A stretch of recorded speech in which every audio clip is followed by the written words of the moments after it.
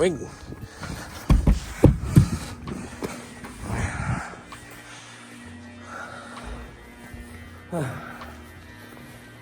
Grabe kalamig. Sakit na sa balat.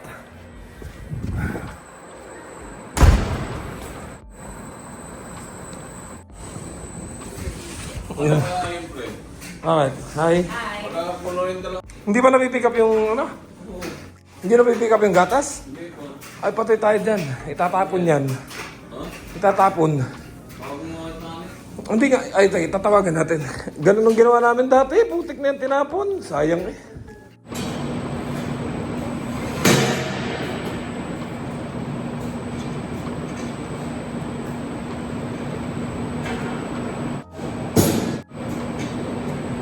Yung problema namin pag ano, hindi na pick up yung dalawang tangke.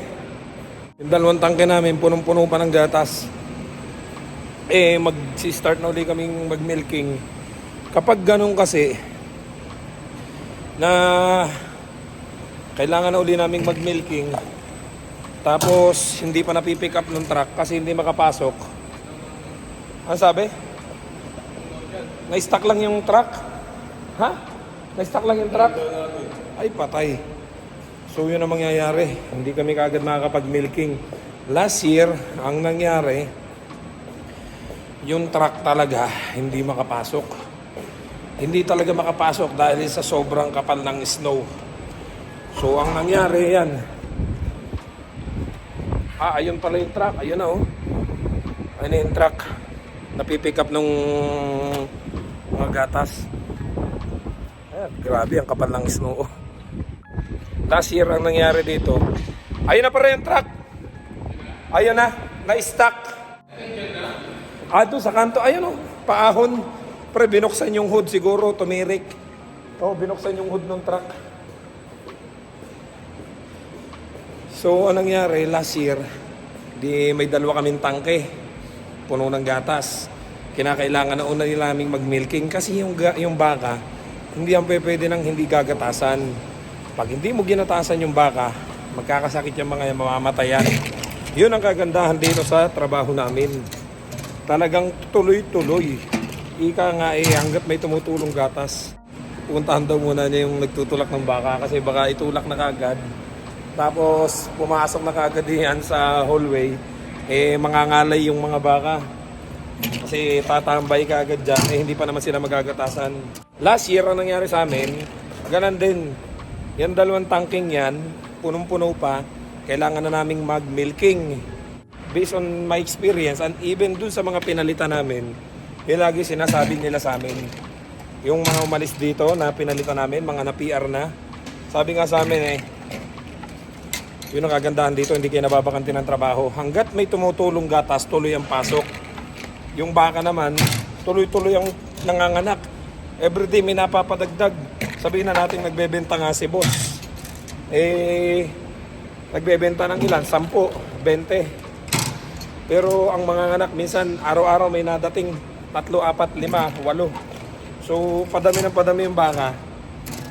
Kahit magbenta siya, kahit minsan may namamatay 1, 2, mas marami pa din napapadagdag. So, anong nangyari doon sa gatas? Dahil nga kailangan na naming mag-milking ulit, wala nang paglalagyan na tangke kasi everyday mapupuno yan, pipick upin. Hindi pa pwedeng i-stack dito ng matagal yung gatas. Kailangan nang mai-process. So, anong nangyari? Tinapon namin. I-drain lang yung dalawang tangke, pababa. Talagang pumunta lang sa kanal. Sabi ko nga, kung nasa Pilipinas ako, magtatawag ako ng kapitbahay. Umigib na kayo ng gatas, ang dami. Tinapon lang namin.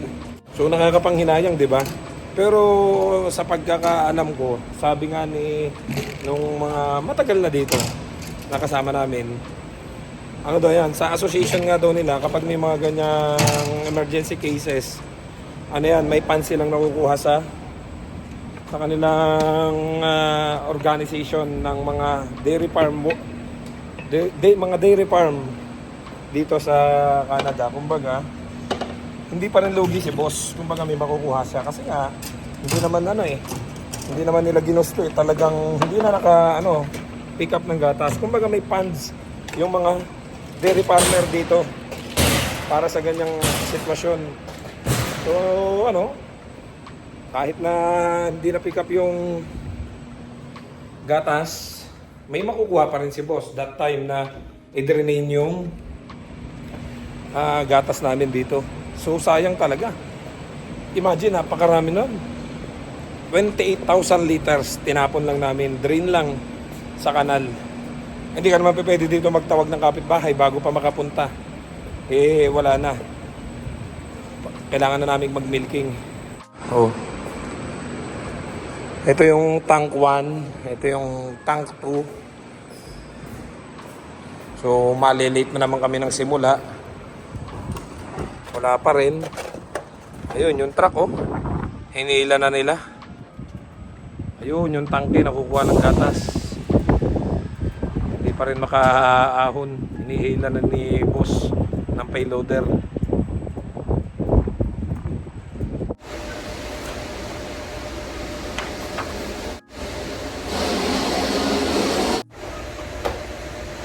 So habang hindi pa kami nag-i-start, nag-i-scan muna ako nitong mga ipapasa natin sa offer of employment sa AgriFood Pilot. Kasi kailangan ko na siyang may pasa. Tinatapos ko na to para ma-submit ko na. Actually, nakabayad na rin ako ng payment. Nare-receive ko lang kanina. So, hopefully, everything is set. And then, para may submit ko na mamaya pag uwi. Kasi this January, 2,750 na farmer yung kanilang IPPR. So, sana makakuha tayo ng slot, sana ipagkaloob ni Lord. Pero sabi ko nga, kung talagang para sa iyo ang isang bagay, ibibigay ni Lord. Pag hindi pa binibigay, that means may kailangan ka pang gawin. Kailangan mo pang mag-effort. Ganun talaga. May reason kung bakit hindi pa niya binibigay. Siguro kailangan ko pang tapusin muna yung hindi natin alam. Pero we will try.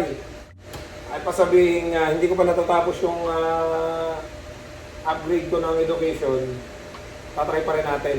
Kasi talaga binasa ko talaga yung pangalan nito. Yung requirement is secondary, Canadian secondary diploma. Mga ganon. So dahil nga maraming nagsasabi na kahit na sila ay old curriculum na high school graduate, nakapasok pa rin sila. So sinubukan ko na rin. Baka mamaya makakuha din tayo, hindi natin masasabi. Hanggat may pagkakataon, subok lang na subok, wala namang mawawala. Oo, magagastusan ka, pero at least nag-try tayo. Ang masama nito, yung hindi ka sumusubok sa isang bagay, hindi mo malalaman kung pwede o hindi. Kesa naman magkaroon ka ng what if, di tapusin na natin what if na yan. Kung hindi talaga para sa atin, so tapusin ko muna hanggang makagraduate ako, saka ako ipapasa. Kasi may mga kasama naman ako dito din sa farm na to, na 4 na application sila, 3 deny, 4 na deny. Then try lang sila ng try hanggang sa nakuha nila yung PR nila. So ang mahalaga, ikaw ay may perang pang-asikaso. Kasi kung wala kang perang pang-asikaso, yun ang mahirap. Hindi ka makakapag-proceed sa application mo.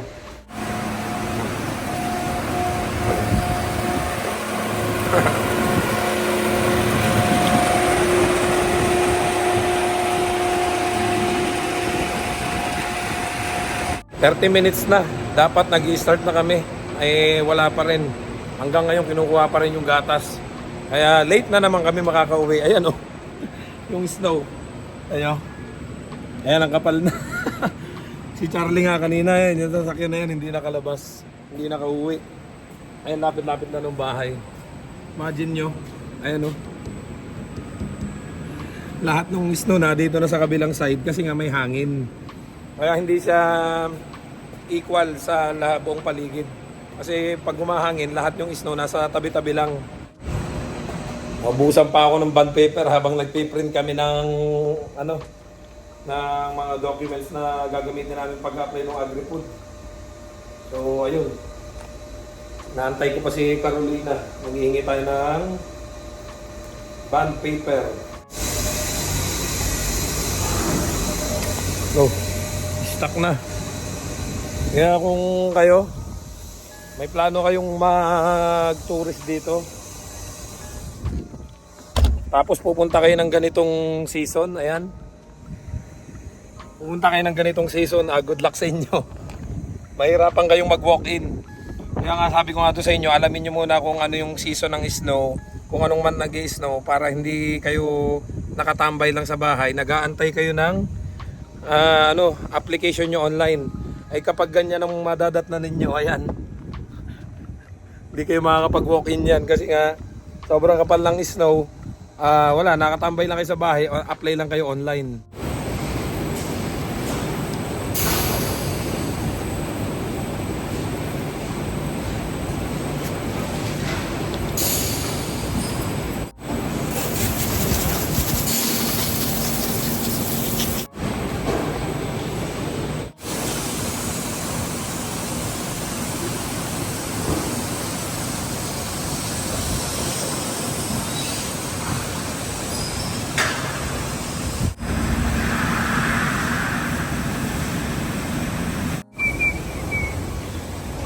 Hey. Kanina pa dapat kami tapos. Kaya lang dahil ang kapal ng snow sa labas, hindi nila makuha yung ibang baka. Kasi pag Miyerkules, kagaya ngayon, Miyerkules, meron kami mga dry cow. Ayun dry cow hindi makuha doon sa kabilang farm para dalhin dito at magatasan. Kasi ang kapal ng snow dyan sa labas. Ayun, ang taas na. Kung nakikita nyo, ayun, ang taas na. Hindi kasi magamit yung kargahan ng baka dahil ang kapal na ng snow. Hindi makadaan. Ayun, kung nakita nyo, sa labas. Ayun, hanggang bewang na, hanggang dito na. Kaya hindi makadaan. Hindi pa naman nagkakayod si boss. Ayan, kita nyo. Tapos, ayun, ang lakas pa ng hangin. So, napapalad yung mga snow dito sa gilid. Mamaya, pag uwi namin, diyan kami mamumroblema. Sobrang kapal pa. Ayun, nagyayelo na nga yung sidings namin. Grabe. Tara, mamaya silipin natin doon sa labas.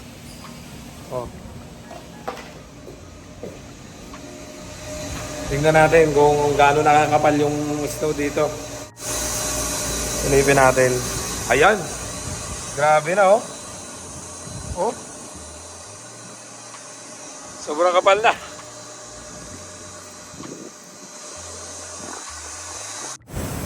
Pasok na, dali, uwi na tayo.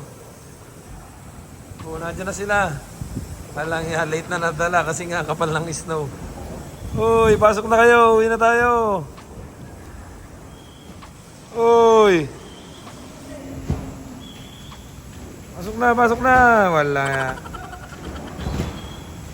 Uy, pasok na, uwi na tayo. Ayaw pang pumasok. Pasok na. Yan. Pumasok na yan. Pasok na. Grabe. Ang lakas ng snow ngayon. Nasa 70-80%. Ayun. Lumulusot na doon sa mga gilid-gilid ng bubong. Paano kami uuwi nito? Buti na lang, malapit na yung bahay namin. Yun. Buti na lang talaga malapit yung bahay namin. Magtatakbuhan na naman itong mga kasama ko for sure. Para makarating ka agad sa bahay. Ayan, daming snow.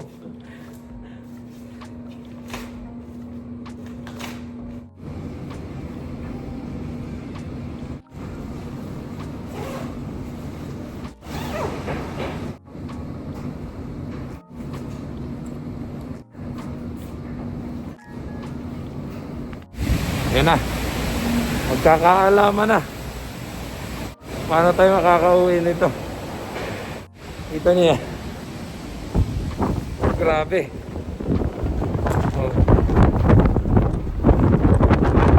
Kapal.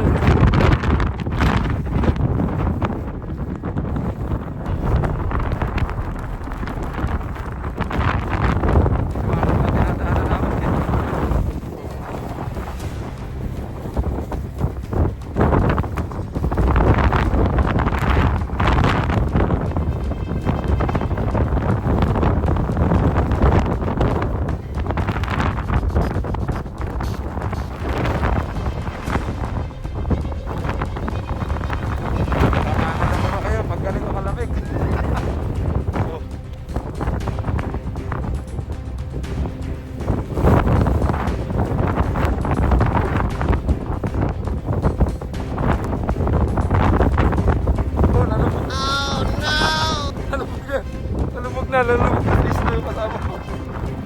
Oh. Grabe, di ba? Ito ang buhay namin dito kapag winter. Grabe.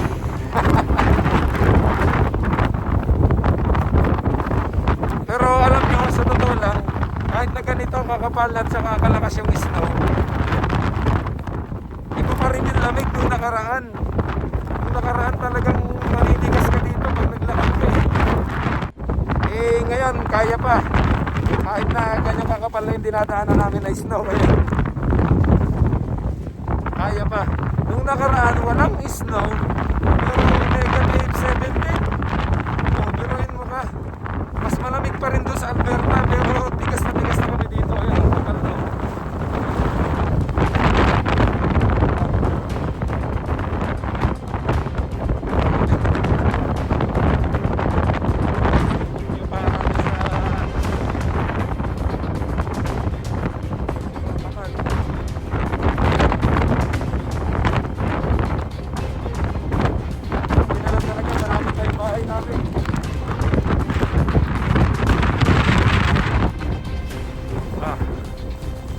Ako.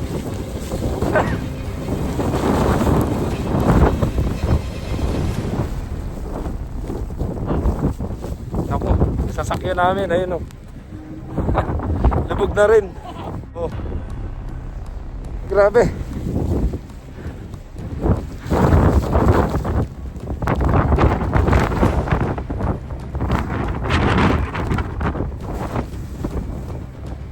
Kapal lang ito.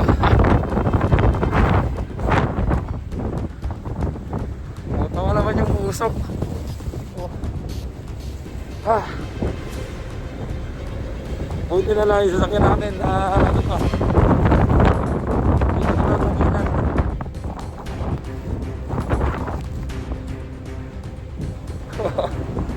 Buti na lang hindi natabunan yung sasakyan namin ng snow. Yun nga lang yan, gumilid na. Sobrang kapal.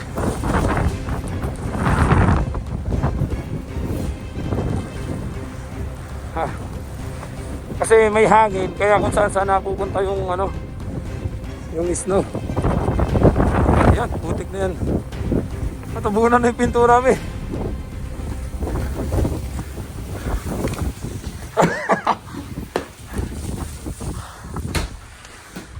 Grabe. O diba, saya-saya ng snow. Ay. Kung nabiyahe pa kayo papunta sa mga trabaho ninyo, tapos hirap kayo makapasok, doon kayo mangangayaw talaga. Buti na lang malapit lang kami sa ano, trabaho namin. Grabe.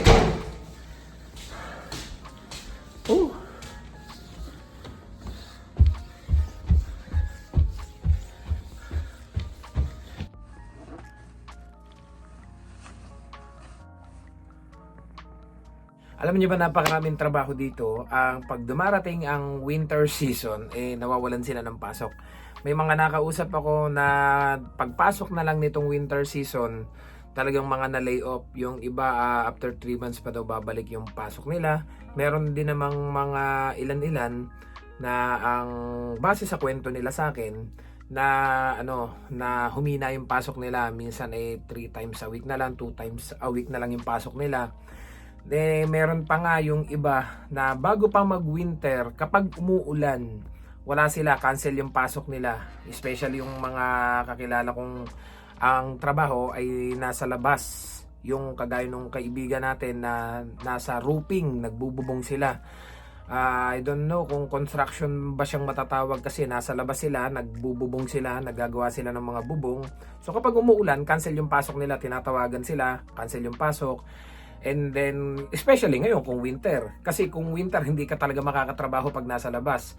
And then yung isa nating yung mga subscriber natin na ilan na nagme-message sa akin na nandito lang sa parting, dito lang din sa Langley, na naman sila, na lay off na. Kasi yung pasok nila, nag-file nga sila ng leave, pinayagan agad-agad kasi nga, wala na talagang pasok.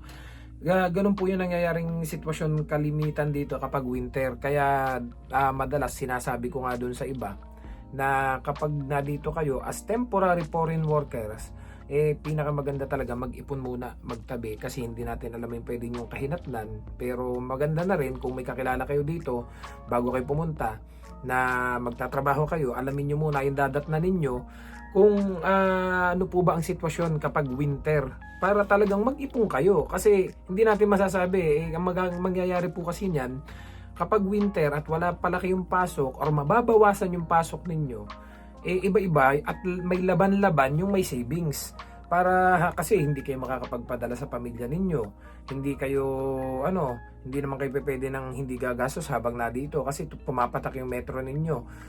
May kailangan kayong mga bayaran, mga allowance ninyo, pagkain ninyo. Ay kung kukuha pa po kayo ng sandamakmak na bayarin, tapos gano'n ang mangyayari, wala kayong pasok. Yung iba po kasi na kilala ko, may pasok naman, ang nangyayari tinatamad pumasok kasi nga yung dadaanan nila sa sobrang lamig at sa sobrang kapal ng snow, tinatamad ng pumasok. May kakilala po tayo, actually subscriber din natin to, na mga galing Taiwan, dumating dito. Ang layo nung nilalakad nila everyday. Wala silang service. Talagang ang layo na nilalakad nila everyday. Talagang lakad. Dahil mga bago pa nga silang dating, wala naman silang mga sasakyan pa. Wala akong nakikitang kasi madalas ko nakita yung live naglalakad sila lahat. Ang layo na nilalakad nila. So, madalas nag-i-enjoy pa kapag nakakita ng mga snow, tuwan-tuwa. Payapa pa naman yung snow sa kanila hindi pa ganun kagaya nung nakita nyong dinaanan. Kung ganan yung dadaanan ninyo, kagaya nung dinaanan namin ngayon, tapos napakahaba pa nung lalakaran ninyo, baka tama rin na kayong pumasok everyday kung laging papasok pa uwi, ganyan yung dadatnan ninyo. Nagpapasalamat pa rin kahit papano kasi ang lapit lang nung aming bahay sa trabaho. May mga pangyayari nga dito dati na talagang mas malakas pa dito. Ang nangyari, hindi na pinauwi yung mga workers, dyan na lang natulog sa farm. Kasi may kwarto dun sa taas may pwede kang tulugan dun sa taas. May shower room din naman dyan, din pwede na rin kayo magbihis dyan. Hindi na pinauwi. May mga ganun pong pangyayari. Ngayon naman kasi sa totoo lang, kung napansin nyo, malakas yung hangin, malakas yung snow. Pero sa totoo lang po hindi malamig. Yung nakaraang araw, yung isang upload ko, kung napansin nyo, walang ka-snow. Pero grabe, lahat ng nasa paligid mong liquid nag-yelo na. Mas malamig po yung compare sa ngayon na may snow, may hangin, pero hindi siya ganun kalamig. Talaga lang sasagasain mo yung malakas na snow at hangin, pero yung lamig sa paligid, hindi pa siya ganun kalamig. Unlike nung nakaraan talaga na walang ka-snow, pero grabe yung lamig. So sana may bago kayo natutunan na ganito yung buhay namin dito sa Canada kapag nag-winter. Hindi naman po lahat. May mga pagkakataong lang talaga na malakas yung snow, merong mahina. So at least kahit papano, doon sa mga bagong darating dito sa Canada, mapaghandaan ninyo na wag ikang kuha kagad ng kuha ng mga sandamakmak na bayarin, dahil baka pag dumating yung taggutom, wala tayong nakaimbak na pagkain.